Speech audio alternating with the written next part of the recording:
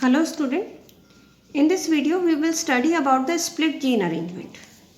So previous video में we did the transcription and in the transcription we had already studied कि the transcription in the eukaryote is a complex process और उसमें बताया था दो complexities है. तो दो complexities क्या क्या थी बेटा? एक तो फर्स्ट तो ये था कि जो DNA dependent RNA polymerase enzyme है वो 3 different type of the RNA polymerase enzyme are required for the synthesis or for the transcription of 3 different type of RNAs. Second complexity ये था बेटा कि जो हेट्रोजीनस न्यूक्लियर RNA बनता है उसमें इंट्रॉन्स एक्सॉन्स ऑल्टरनेटिव सीक्वेंस होता है जिसमें जो एक्सॉन्स होते हैं they are the functional base sequences and introns are the non functional base sequences. तो presence of introns exons alternatively this type of arrangement is called as split gene arrangement. यानी कि introns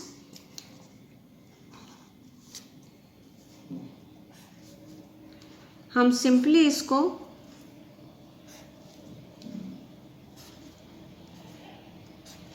अगर हम इनको ये मान के चलें कि ये वाले जो हैं रेड वाले these are the introns, these are exon, intron, exon. तो ऑल्टरनेटिवली एक्सॉन और इंट्रॉन्स आर प्रेजेंट. तो this type of the arrangement of gene is called as split gene arrangement. अब सिंपली वर्ड आता है बेटा कि जब ये इंट्रॉन जो है these do not translate anything, जब इनको कुछ ट्रांसलेट करना ही नहीं है तो वाई दे आर प्रेजेंट. ठीक है, डीएनए में क्यों प्रेजेंट है और अगर प्रेजेंट है तो डीएनए ने इनको क्यों नहीं रिमूव करा. Why they are removed during the processing of the mRNA.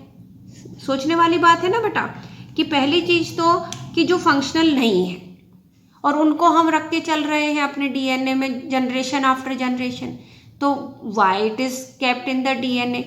ठीक है, अगर डीएनए ने रखा था तो डीएनए वो ट्रांसक्राइब ही नहीं करता, लेकिन इसको कौन रिमूव कर रहा है बेटा? During transcription it is removed, यानी आरएनए सिंथेसिस के दौरान में ये रिमूव हो रहा है.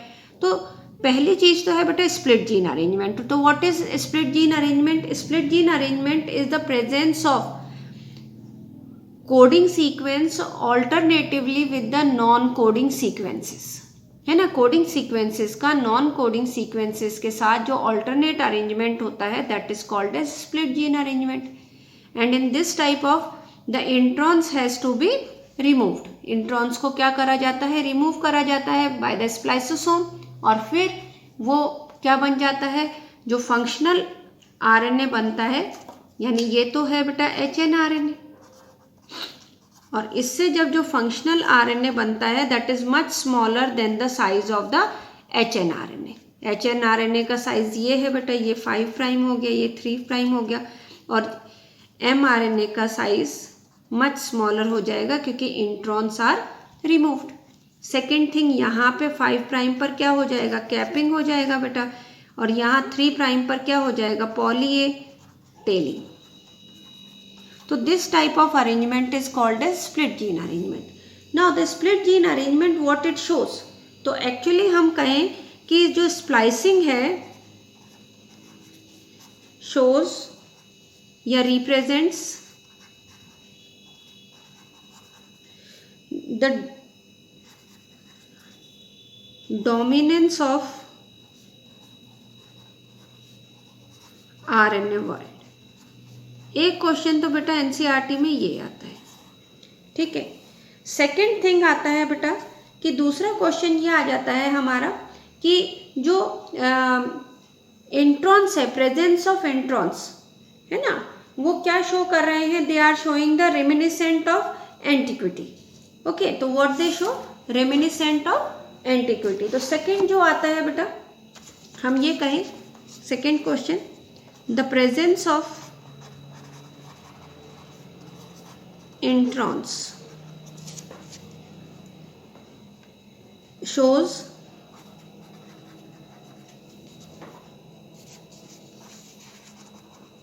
रेमिनिसेंट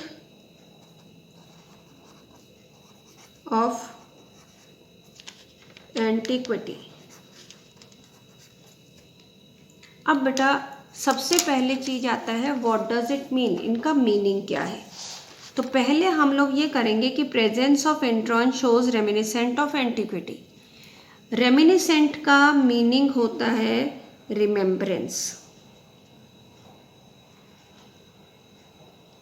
यानी कि किसी चीज के लिए याद रखना। और एंटीक्विटी का मतलब होता है एंशिएंट थिंग्स, पुरानी चीजें। अब बेटा अगर मैं एक इसका सिंपल सा एग्जांपल दूं कि अगर हम लोग किसी भी जगह जाते हैं, जैसे मान लो हम जाएं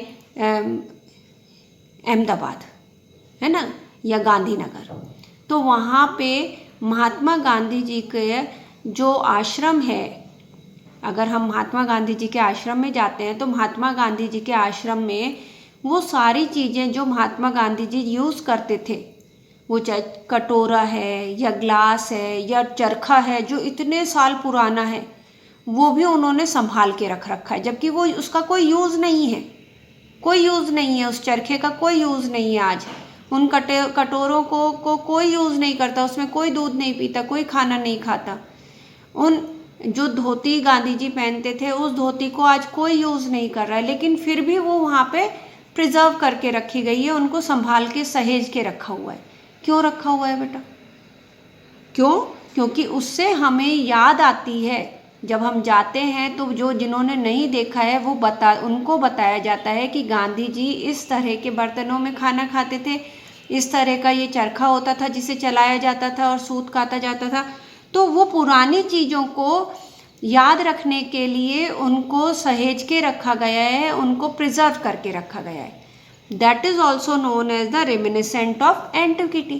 तो यहाँ पे वर्ड आ रहा है कि जो ये इंट्रॉन्स हैं इनको क्या ज़रूरत है। अभी मैंने आपको बताया कि जब ये कोडिंग सीक्वेंस है ही नहीं तो इनको डीएनए रखे ही नहीं बेटा, लेकिन डीएनए ने इनको रख रखा है।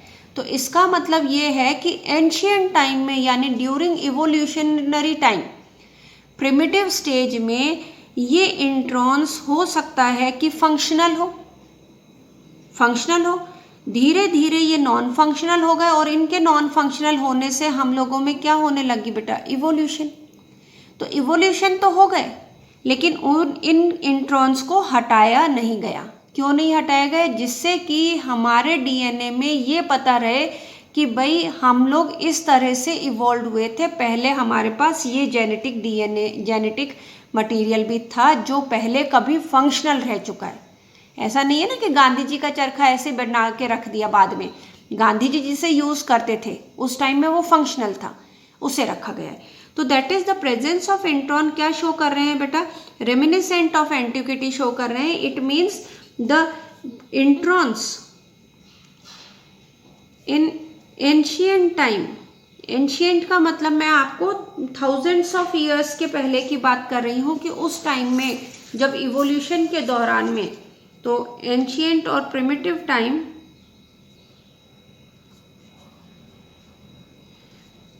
Remain functional, but now they are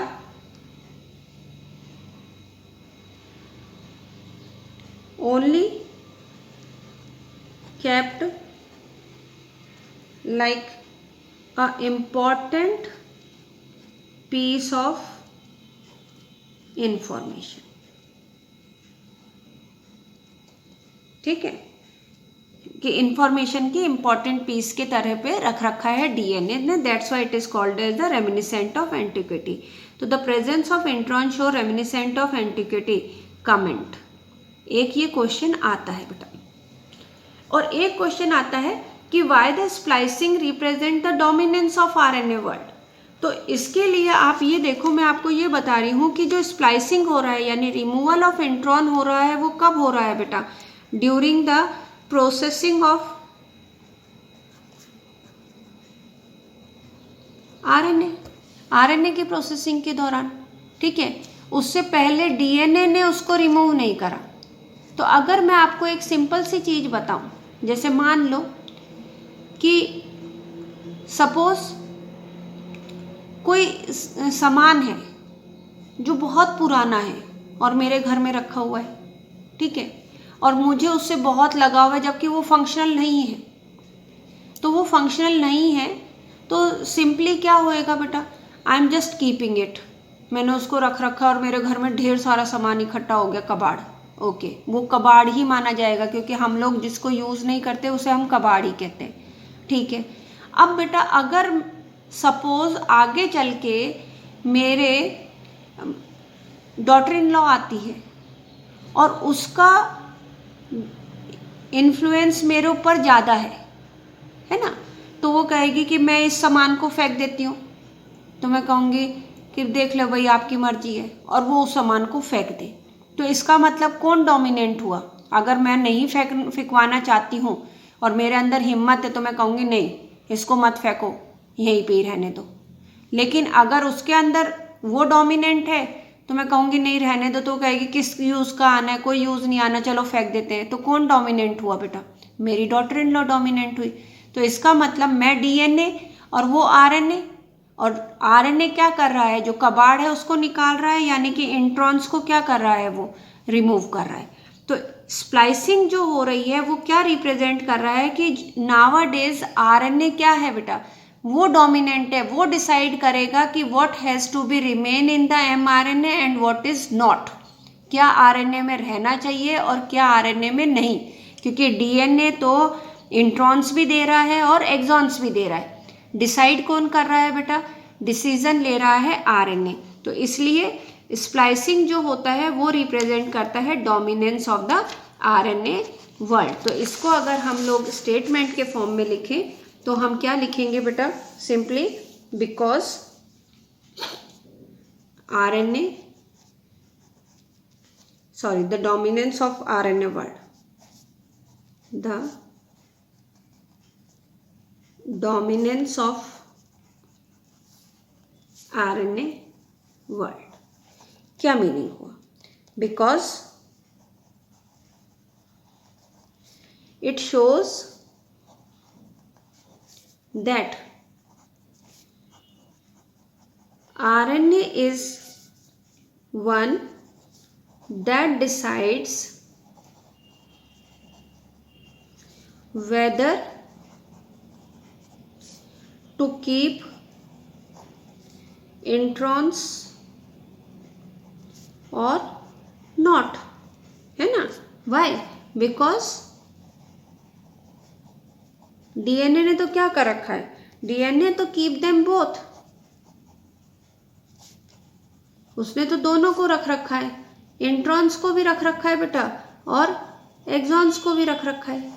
introns को रिमूव करने के लिए कौन डिसीजन ले रहा है बेटा? आरएनए ले रहा है। That's why today world is the RNA world. आज का वर्ल्ड क्या है? आरएनए वर्ल्ड है, क्योंकि यही आरएनए है जो डिसाइड करेगा कि किस टाइप का प्रोटीन सिंथेसिस होना है। It only decides the protein synthesis. तो this is about the transcription. Okay, तो इस ट्रांसक्रिप्शन में हम लोगों ने ट्रांसक्रिप्शन में जो क्वेश्चंस बन सकते हैं, सबसे पहला ट्रांसक्रिप्शन में क्वेश्चन बन सकता है बेटा कि प्रोकैरियोट में ट्रांसक्रिप्शन में क्या प्रोसेस होता है या इनिशिएशन फैक्टर क्या होता है, तो उसका आंसर रहेगा बेटा क्या? That is sigma factor. जो सिग्मा फैक्टर है that act as a initiation factor, ये sigma factor combine with the RNA polymerase. उसके बाद में नेक्स्ट टर्मिनेशन में रो फैक्टर, यानी इसको मैं इस तरह से बनाऊं, ये रो फैक्टर हो गया बेटा, और किसके साथ अटैच है? आरएनए पॉलीमरेज के साथ में, टू टर्मिनेट, क्योंकि RNA polymerase can only do the elongation. फिर हमने पढ़ा बेटा कि ट्रांसक्रिप्शन इन द यूकैरियोट में सबसे इंपॉर्टेंट है बेटा फर्स्ट क्वेश्चन कि व्हाट आर द कॉम्प्लेक्सिटीज। कि कौन सी कॉम्प्लेक्सिटीज है। तो फर्स्ट कॉम्प्लेक्सिटीज है 3 different type of RNA are responsible for the synthesis of different type of 3 different type of RNA polymerase are required for the synthesis of different type of RNA. Second, splicing of the hnRNA, splicing hnRNA की हुई, processing of hnRNA 3 steps हुआ बेटा, capping, splicing and telling. फिर हमने पढ़ा कि reminiscent of antiquity, intron represents the reminiscent of antiquity, के intron जो है वो पुराने जमाने की याद दिलाता है कि एंशियंट टाइम में, प्रिमिटिव टाइम में these introns were functional, but nowadays as they do not have any function तो दे बिकम नॉन फंक्शनल। और दूसरा बेटा that is splicing in the RNA represents the dominance of the RNA world, कि RNA decide करता है कि the intron has to be removed. So this is about some of the questions and this topic is very important. Okay, 110% इसमें से एक question exam में आएगा ही आएगा, तो you have to be learn it and understand it. Okay, thank you.